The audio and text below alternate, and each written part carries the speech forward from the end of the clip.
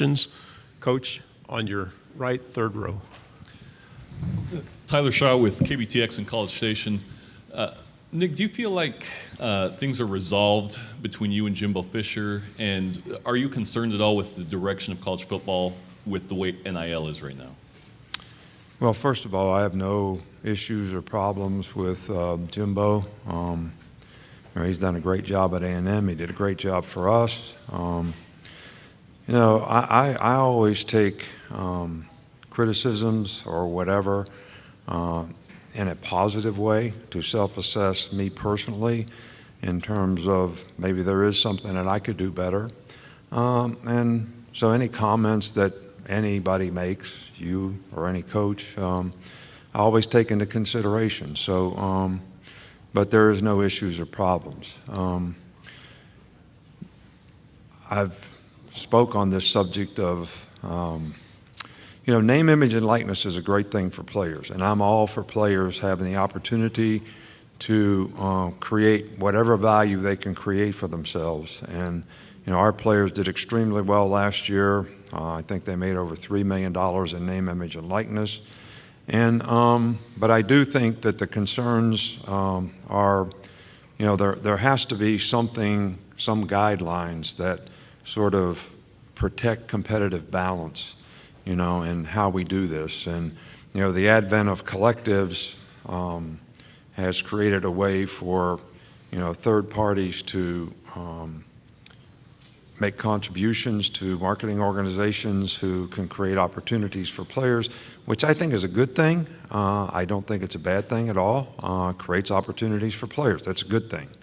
I think when it's used in recruiting and players start making choices and decisions based on promises that are made in name, image, and likeness, I'm not sure that is a good thing.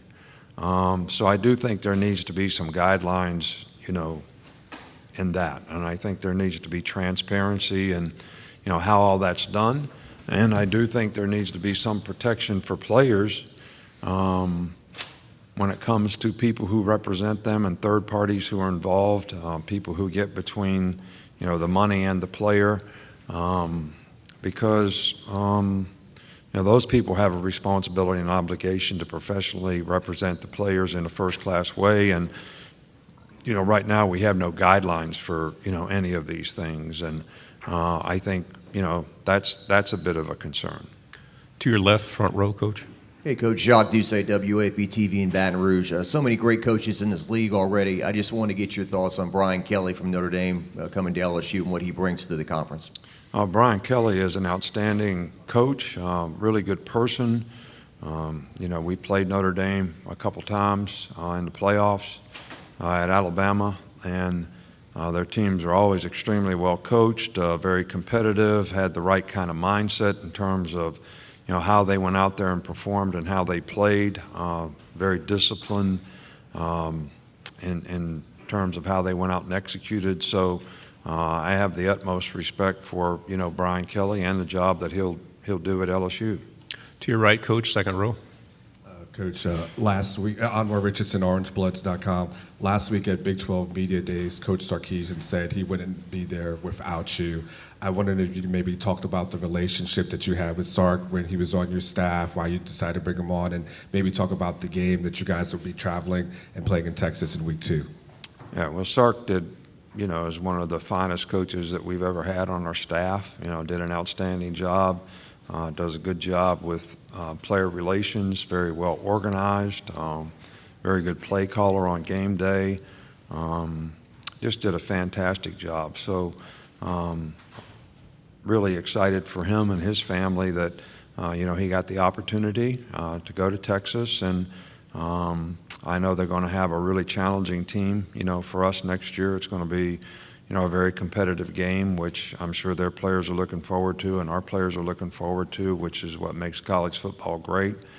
But I have a really good relationship with Sark.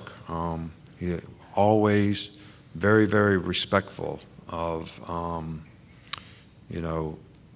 the head coach, our relationship, the principles and values of the organization that he sort of instilled in the players and reinforced in a positive way. So I can't say enough good things about, Sark and how he contributed to the program and the success that I think he'll have at Texas. Front row here, and then we'll go to the gentleman next. Good morning, Coach. E.P. Stedham, WHEP, Foley, Alabama. Coach, you've scouted hundreds, if not thousands, of players in your career. Can you recall those initial thoughts about Will Anderson Jr. and Bryce Young and the players they've become at Alabama? Yeah, well, Bryce was an outstanding player, in high school. I think they won a state championship, lost the state championship in the finals, but he was very productive, very collected in how he sort of led his team and the choices and decisions that he made, and played the position a lot like a point guard in terms of how he distributed the ball in the right places to the right people at the right time and very accurately. He's got all the right stuff when it comes to the kind of competitor he is, the kind of preparation that he does, the work ethic that he has to continue to try to improve. So I can't say enough good things about the kind of player he was in high school and his attitude about how he's developed, as a college player. Will Anderson, we thought for us, because we play a 3-4, was a perfect fit, for the outside linebacker position, which, if you don't play a 3-4, some of those guys have to become defensive ends or they have to become stand-up inside stack backers. So guys like Will Anderson can make a tremendous impact on our team. And he was an outstanding player in high school. But here's another guy that has A+ character, A+ work ethic, really good leadership qualities in terms of the example that he sets and how he impacts and affects other people in a positive way. And he's also a hard worker and a guy that's driven every day to try to improve and be the best player that he can be. So you're talking about talented guys that have all the right stuff to develop their talent to be the best that they can be. And these guys have tremendous pride in performance. And I could never been happier with two guys in terms of what they mean to the program, how they've represented the program, what they've done to impact the people around them in the program. Front row, coach, left. Hey, Coach. Steve Moulton, WZZN out of Huntsville. I was wondering if you could comment on the secondary play, especially Kool-Aid, Kyrie, and what Eli Ricks brings to the table as well for you, Coach. Well, I think that's a work in progress. Kool-Aid has been injured. Kyrie was injured. So those guys have had limited work from spring practice, until now. Eli Ricks is a guy that started in this league, and he has to, sort of prove that he has a good understanding of what we want him to do and how we want him to do it and why it's important to do it that way. But I do think that those three guys' development is going to be critical to, the success of our team. And I'm not disappointed in where they are right now, but I do think we need to continue to make progress at that position if we're going to get the kind of consistency and performance that we need to do the things that we'd like to do defensively. Front row, coach, to your right. Go ahead. Hi, Coach. I'm Dick Cox with Indy Sports and Cox Sports Broadcasting. Coach, if somebody did not know anything at all about Nick Saban, what would be the most important thing you would want them to know? How well I clean house. I've been cleaning house, on vacation. I get a list every day. I try to play golf in the morning. Miss Terry gives me a list when I get back, and run the sweeper, take out the garbage, pledge the refrigerator. Nobody knows how well I do all those things.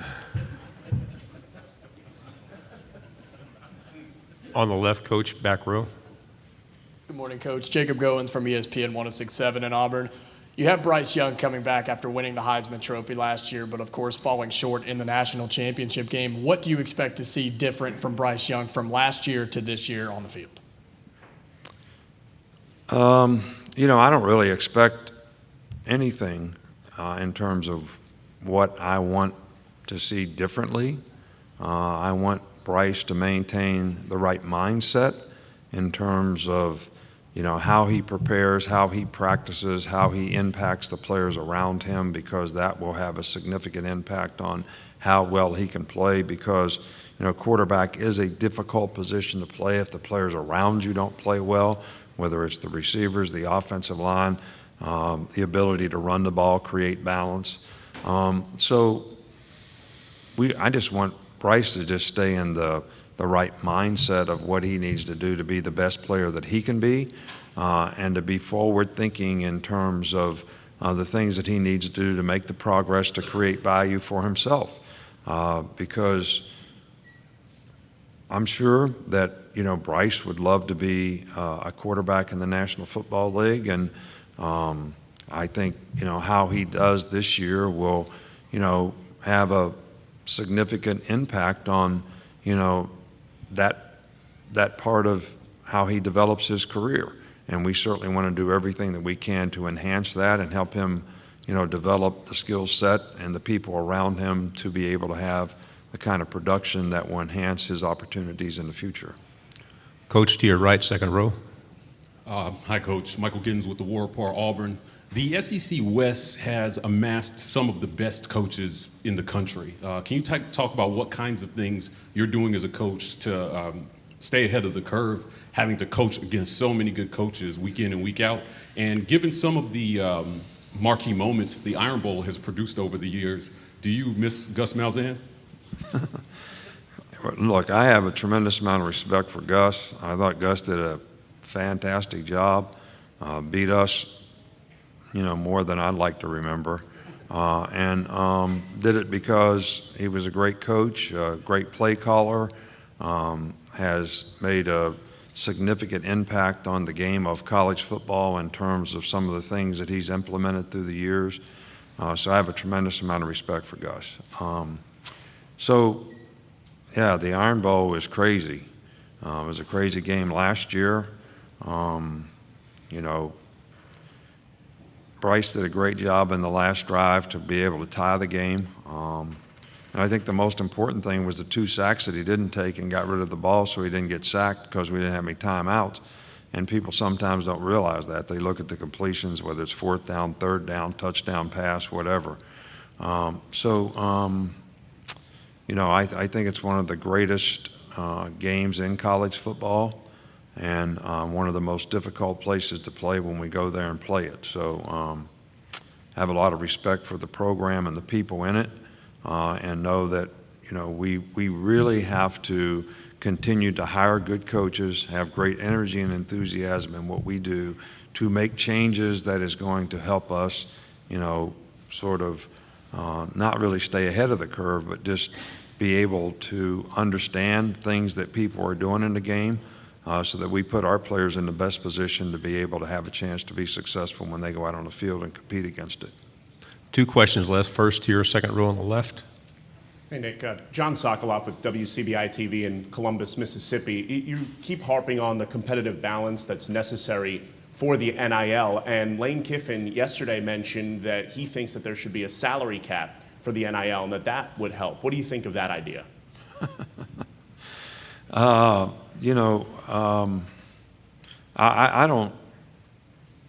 don't know what are the best guidelines for us to have to create the competitive balance, and I don't know where it needs to come from. I think if the NCAA is going to be able to implement their rules, they need some kind of protection from litigation, because right now I think they have a difficult time implementing rules because of lawsuits. And so there may need to be something bigger than that, whether it's done at the federal level or however it is, to sort of create some guidelines for how we manage moving forward the future of college football. I don't necessarily have the answers.